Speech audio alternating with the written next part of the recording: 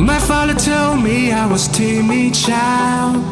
At the school they said I had no style. I was dreaming to be those cool kids, but I kinda fucked up my whole teenage life. Now I've been many places,